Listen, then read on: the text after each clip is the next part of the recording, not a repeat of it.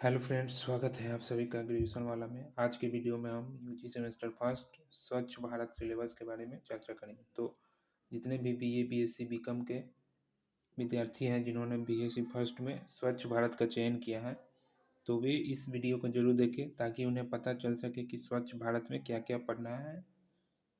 तो चलिए शुरू करते हैं। इसमें हमें कुल 3 यूनिट पढ़ने हैं, जिसमें हमारा पहला यूनिट है स्वच्छ भारत अभियान का परिचय। तो सबसे पहले तो हमें स्वच्छ भारत के बारे में पता होना चाहिए।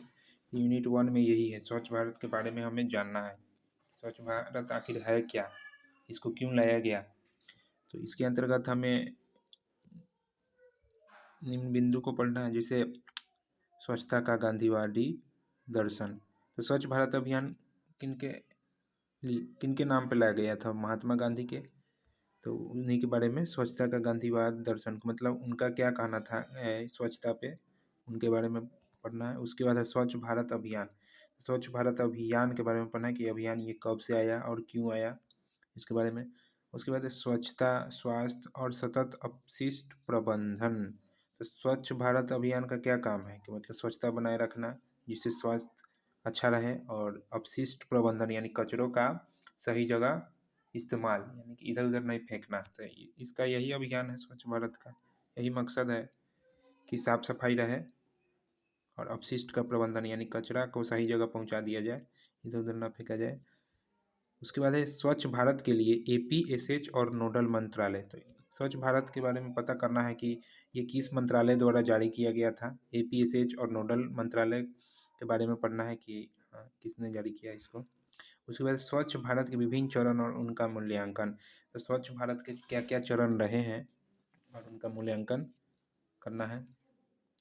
उसके बाद है नागरिक दायित्व, स्वच्छता में भूमिका। तो नागरिक का क्या दायित्व होता है? तो स्वच्छता में सबसे ज़्यादा दायित्व नागरिक का ही होगा। अगर नागरिक जागरूक नहीं होंगे तो लाख स्वच्छता अभियान लाने के बाद भी स्वच्छ नहीं हो पाएगा। तो इसमें नागरिक की भूमिका अधिक होती है। नागरिक को जागरूक होना पड़ता है कि हाँ, हमें स्वच्छ रहना चाहिए। तो यूनिट 1 यही है, स्वच्छ भारत अभियान का परिचय। ये इंग्लिश में है, इंट्रोडक्शन टू स्वच्छ भारत अभियान। जिनका इंग्लिश में होगा इंग्लिश में देख लेंगे। अब आते हैं यूनिट 2 पे। यूनिट 2 है हमारा स्वच्छ भारत रूरल एंड अर्बन फेस्टेज, यानी कि स्वच्छ भारत ग्रामीण के लिए कैसा है और शहर के लिए कैसा है, उसके बारे में।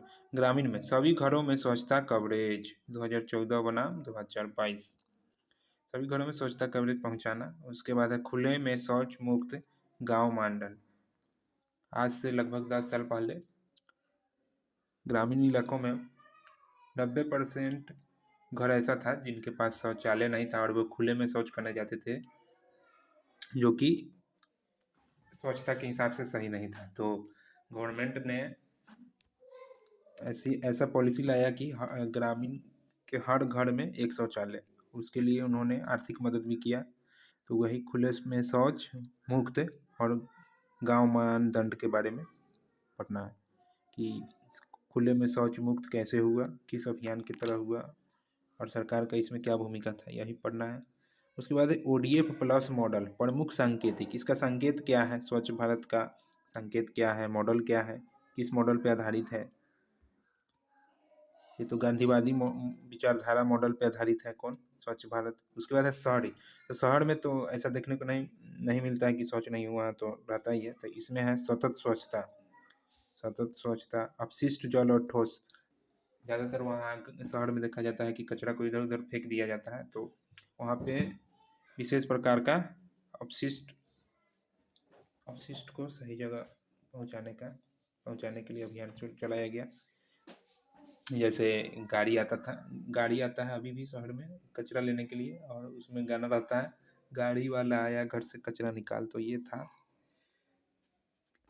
उसके बाद कचरा मुक्त शहर, शहर को कचरा से बचाया जाए, मतलब इधर उधर कचरा को नहीं फेंका जाए, जिसके लिए ये अभियान चलाया गया। और वो गाड़ी आता है, कचरा लेकर जाता है और सही जगह पहुंचाता है। तो कचरा मुक्त शहर, अपशिष्ट जल और ठोस, सतत स्वच्छता, यूनिट 2 में यही है।